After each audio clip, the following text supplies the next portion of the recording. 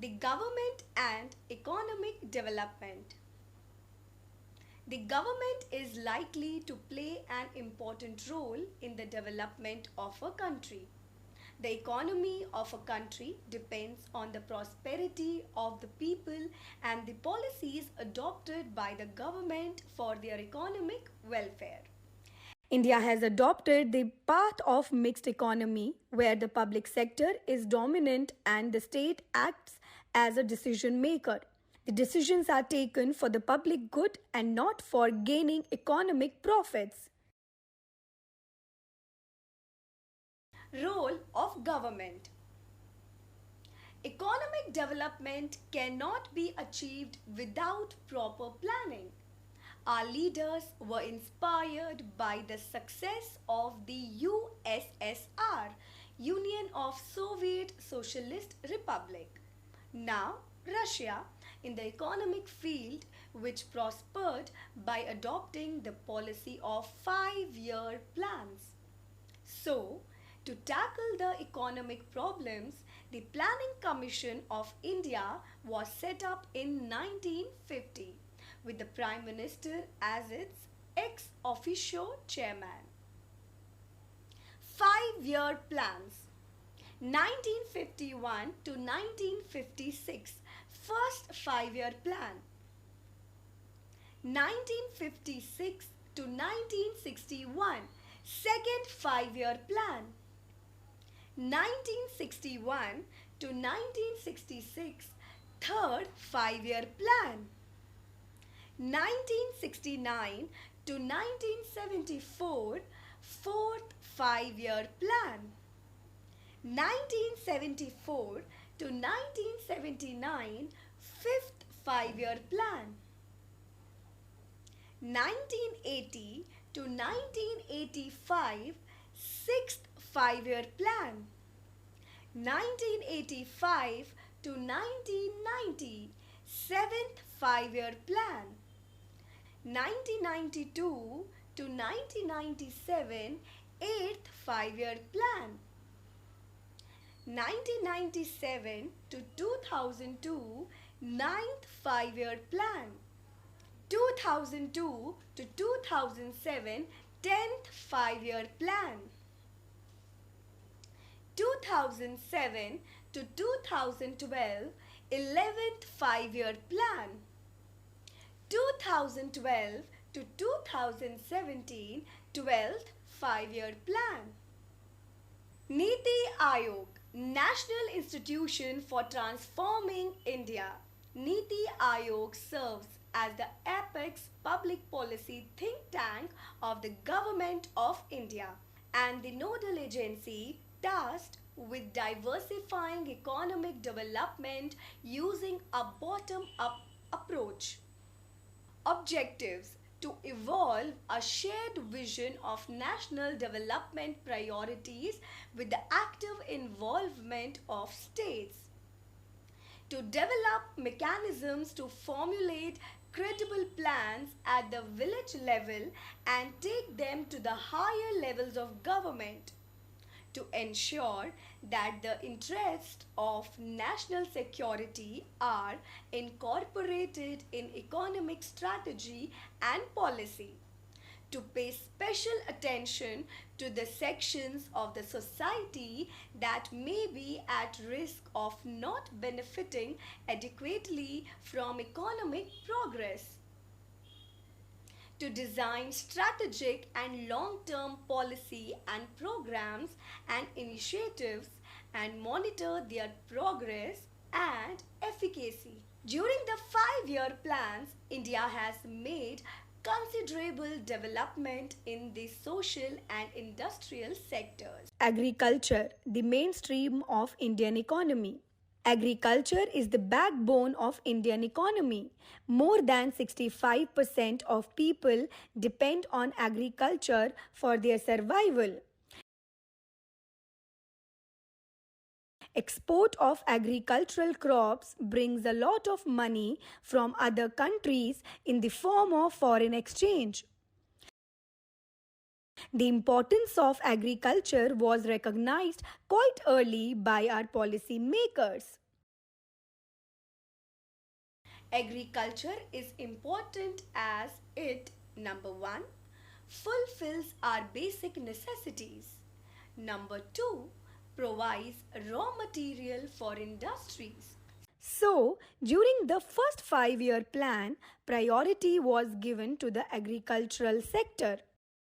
The Planning Commission was supposed to help increase the agricultural production through agrarian reforms. To improve the agricultural production, following steps were taken by the government. Number 1. Zamindari system was abolished. Number 2. Uncultivated fallow lands were brought under cultivation. Number 3. Scientific methods were used to increase agricultural production. Number 4. Use of fertilizers and pesticides was encouraged. Number 5. High yielding and quick maturing variety of seeds were used. Number 6. Drip and sprinkler irrigation was introduced. Number 7. Crop insurance schemes were adopted to provide security to the farmers against crop failure. Number 8. Rural banks and cooperative societies were opened to provide credit to the farmers at lower rates of interest. Number 9. Special weather bulletins and agricultural programs for farmers were introduced through mass media. Considering the importance of agriculture in India, various organizations like ICAR, Indian Council of Agricultural Research, Agricultural University and Horticultural Development have been set up to modernize agriculture. Research. The agrarian reforms initiated by government and the Green Revolution have led to an increase in agricultural production. Since independence, the agricultural production has increased manifold. But progress made in our country in the field of agricultural development is much lower as compared to that of other countries like South Korea, Mexico, etc. The term infrastructure refers to an enabled framework, a network of roads, railways, ports, industries, both in public and private sectors, and social welfare, etc. On 16th May 2005, a notification was issued from the Prime Minister's office to set up an empowered subcommittee of the Committee on Infrastructure. The objectives of the committee are: Number 1. Creation of world-class infrastructure. Number 2. Promotion of public-private partnership. Number 3. To achieve targets in time. Roads and highways. Roads lead to socio-economic development. India has one of the densest network of roads and highways in the world. If joined together, they will make up a road of about 3.34 million kilometers. The 4-lane Golden Quadrilateral connecting 4 major metropolitan cities of Mumbai, Chennai, Kolkata and Delhi, covering a total length of 5,900 kilometers, is on the verge of completion. 4-lane superhighway, the north-south and east-west corridor, covering a distance of about 7,300 kilometers, is expected to be completed shortly. Railways. The railways play an important role in the transportation of goods and passengers from one region of the country to another. It brings people together, connecting the remotest areas of the country. International trade and domestic cargo depends on an effective railway network. The introduction of the metro trains in Kolkata in 1984 was a major landmark in the history of land transport. Delhi Metro Railway Corporation DMRC, inaugurated in 2002, opened a new innovative chapter in changing the face of the capital city, and in 2008 it became the first railway project in the world to be registered by UN's Clean Development Mechanism. Private sector has been given permission to provide container services. Ports. A port is a place where ships are loaded and unloaded. It plays an important role in raising the imports and exports of a country. Ports are crucial for trade and governance. Ports help in promoting international trade and movement of bulky material to far away places. Government of India has already decided to upgrade 12 major Indian ports. Ports are now being opened to private participation. Ministry of Shipping controls and maintains the seaports of India. Airports. Air travel in India has also undergone several changes because of the emergence of the several private sectors air services. The Ministry of Civil Aviation is responsible for the smooth functioning of airports and airlines. Initially, air transport was very expensive and beyond the reach of the common people. But nowadays, competitive fares have made the air transport affordable. Today, there are many private airlines operating in India. Some of them also operate outside India and provide a good service. Air India, Indigo, Jet Airways, etc. are private airlines. Telecommunication. India is the fifth largest telecom market in the world. It involves both public and private sectors. It is also a key to rapid economic growth and social integration. In recent years, India witnessed a revolution in the telecommunication sector. An estimated 150% rise is expected in this sector in the next few years. But a large network of infrastructure is required for this purpose. Power sector.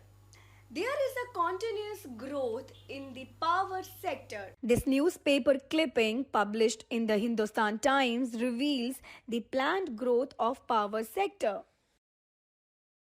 Though several power projects have been launched in the private sector, we still need more power generation.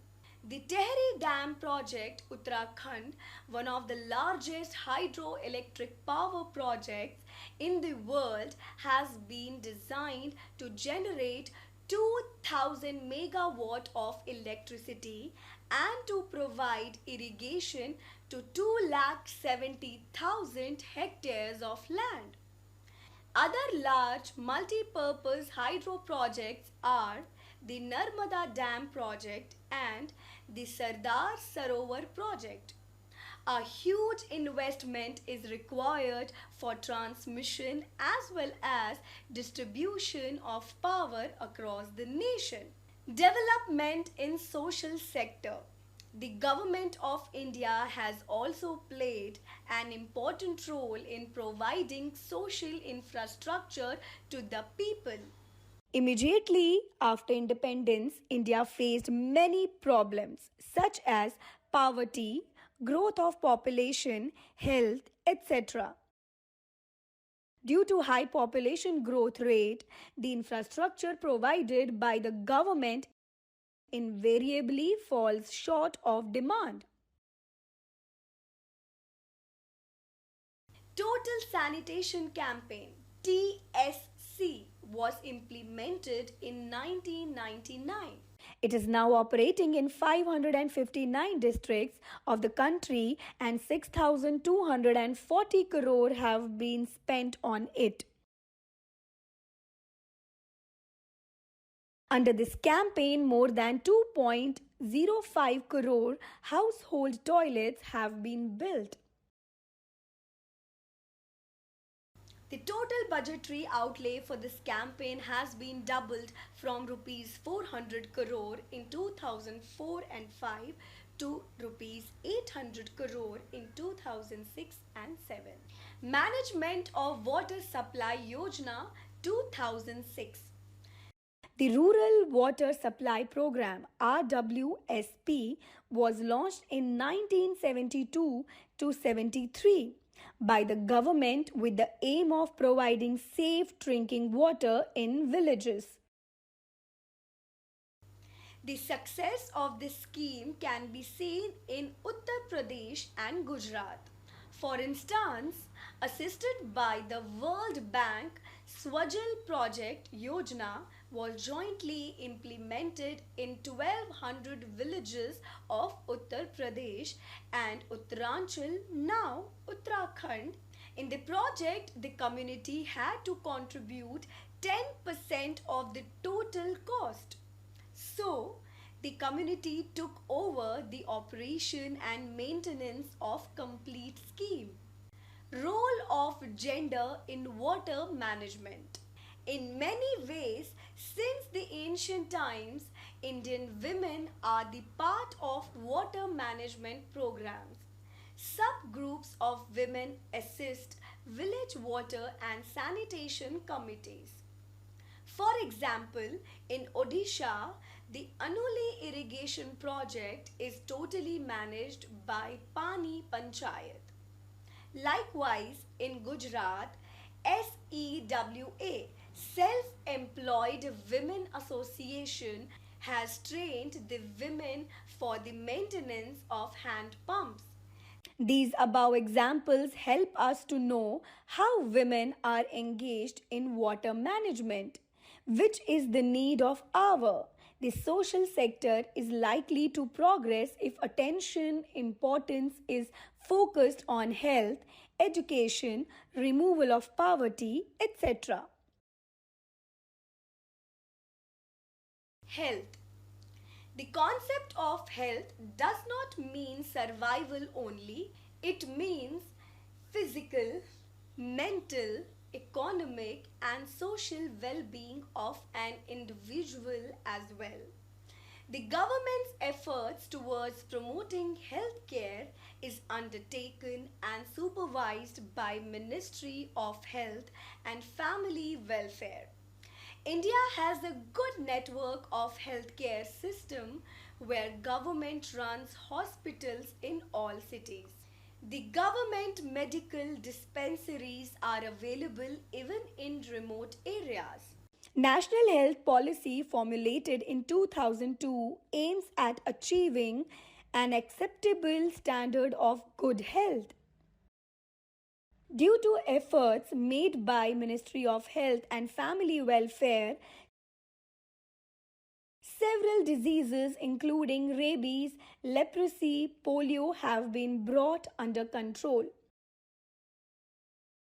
Average life expectancy has also increased from 32 years in 1950-51 to 68 years in 2019. Education. Educated and skilled persons are the backbone of social and economic development. In 1951, India's literacy rate was 18.33%, but with the government's literacy drive, it rose to 74.04% in 2011. Steps taken by government to promote literacy, Government of India has taken various steps to promote literacy. Number 1, the annual education budget has been enhanced from 15.20 crore in the first 5-year plan to 1 lakh 4,278 crore in 2022. Number 2, the National Literacy Mission and Sarva Shiksha Abhiyan have been launched with a view to providing universal adult education. Number 3, the national policy on education focuses on the special needs of educationally weaker sections of the society. Number 4, an organization named Mahila Samakhya Program targets to bring about changes in the status of women through education. Poverty alleviation. Poverty refers to a situation in which a person does not have sufficient income to fulfill his basic necessities like food, clothing, shelter, etc. Since independence, government has taken various steps to eliminate poverty. Some of these are as follows. Number 1, PMGY, Pradhan Mantri Gramodaya Yojana. Launched in 2000, it gives additional central assistance to states for basic services such as primary health and education, shelter and drinking water, electrification, etc. Number 2, Ladli Yojana. Launched by the government of NCT of Delhi in 2008, it targets girls who are born in the last 1 year. As of girls born before this period can also receive financial assistance if they are enrolled in class 1, 6, 9 or class 12 of a government recognized school. Number 3, REGP, Rural Employment Guarantee Program. Launched in 1995, it aims at creating self-employment opportunities in rural areas and small towns. Number 4, PMRY, Pradhan Mantri Rozgar Yojana. It was launched in 1993 with the aim of creating self-employment opportunities for educated unemployed youth. Number 5, SGSY, Swarna Jayanti Gram Swarozgar Yojana. It was launched in 1999 to bring the poor families above poverty line by organizing them into self-help groups. Number 6, Antyodaya Anna Yojana, AAY. It was launched in 2000 to make subsidized food grains available to poor families. The problem of housing. Housing and Urban Development Corporation has made a significant stride to provide houses for every section in both urban and rural areas. In 1996, the National Slum Development Program was launched to provide infrastructure and other facilities to boost the welfare of community in the spheres of education and health.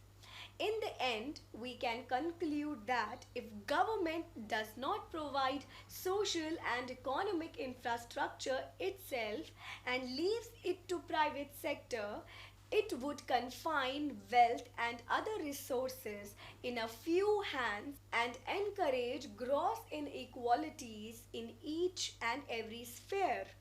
So, it becomes the prime concern of the government to provide better social and economic infrastructure for the well-being of its citizens.